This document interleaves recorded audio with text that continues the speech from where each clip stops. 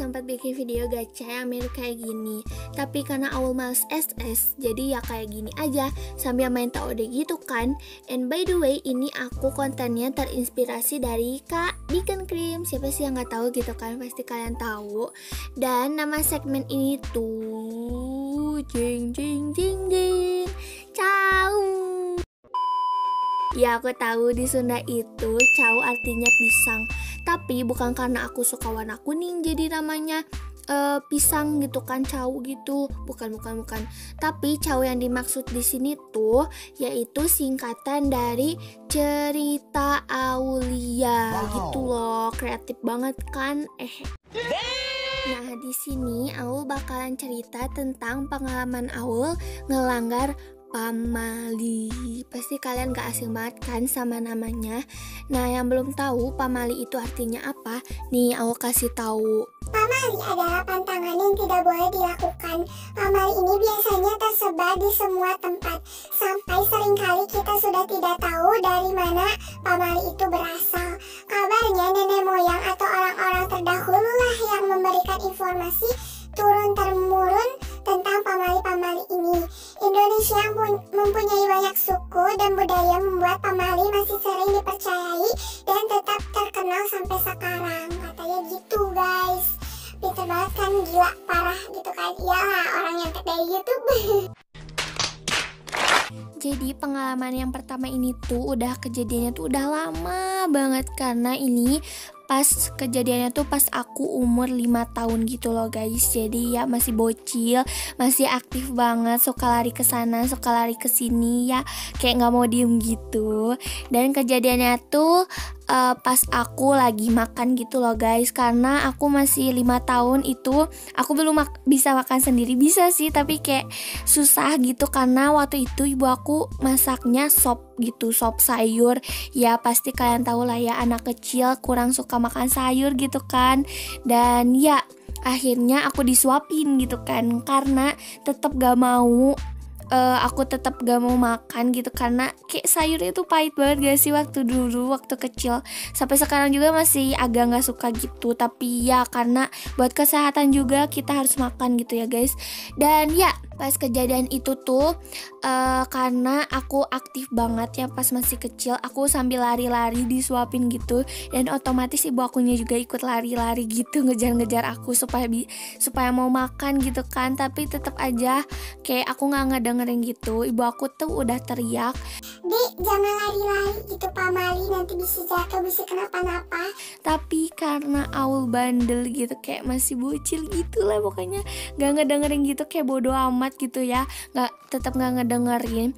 Dan di situ ada saudara aku tuh kayak lagi selonjoran gitu, kakinya ke depan gitu, dan aku itu tuh nggak lihat sama sekali karena aku ngadepnya ke belakang gitu ke ibu aku, kayak sambil gitu sambil kayak ngeledek gitu ke ibu aku, and then kualat gitu kan, kena karma gitu. Akhirnya aku jatuh gudubrak gitu, kepala aku kena tembok dan itu tuh bocor guys. Kayak oh my god, itu banyak banget darahnya, sumpah kayak kemana-mana gitu darahnya tuh. Terus akhirnya ibu aku teriak gitu, kayak dede gitu kan, kayak ya pokoknya sambil nangis gitu, cirambai banyak banget gitu air matanya. Aku juga nangis karena kaget gitu ngeliat banyak darah gitu.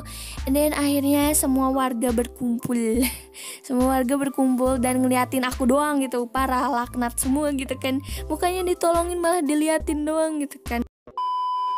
Dan ya akhirnya aku nggak dibawa ke rumah sakit, gak tau kenapa ya, harusnya dijahit gitu kan kepalanya, tapi enggak gitu.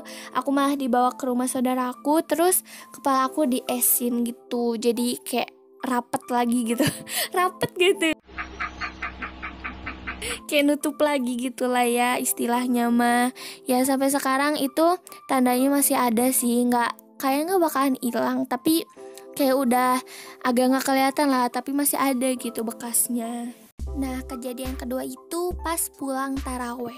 Nah, itu kebetulan lagi bulan Ramadan, lagi puasa gitu. Dan waktu dulu masih taraweh ya, nggak kayak tahun sekarang gitu.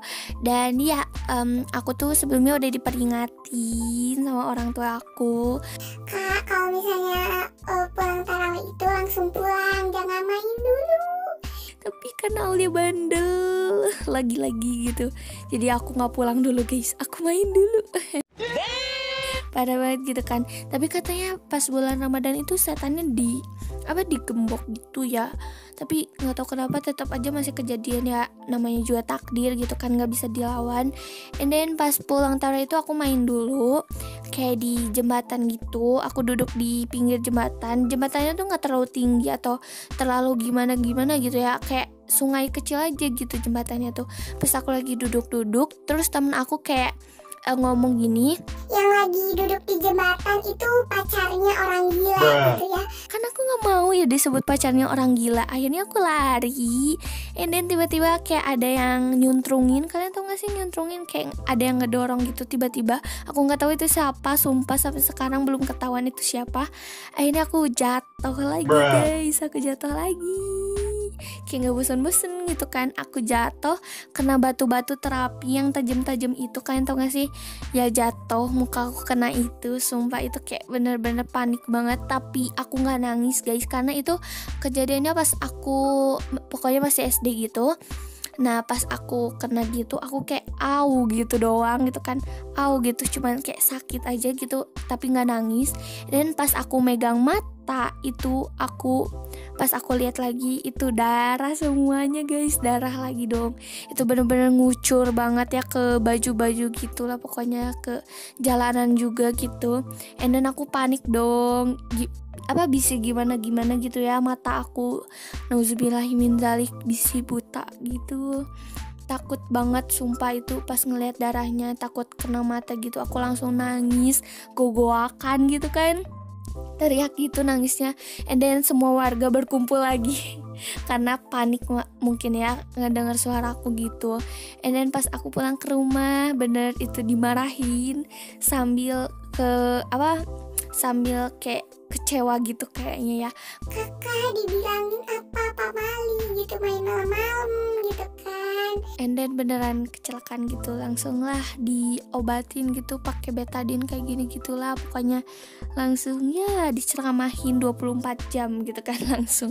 Ya pokoknya gitulah. Nah kejadian ketiga itu terjadinya tuh pas maghrib. Kalian pasti tahu orang Jawa atau orang Sunda gitu pasti nggak asing sama kata-kata ini. Yang keluar maghrib gitu nanti diculik kalang wewe gitu kan. Itu pasti udah nggak asing banget. Kalian tahu nggak sih kalang wewe tuh kayak gimana gitu sosoknya? Katanya tuh perempuan gitu, itunya gede. Aduh nggak enak banget ya kalau diomongin gitu.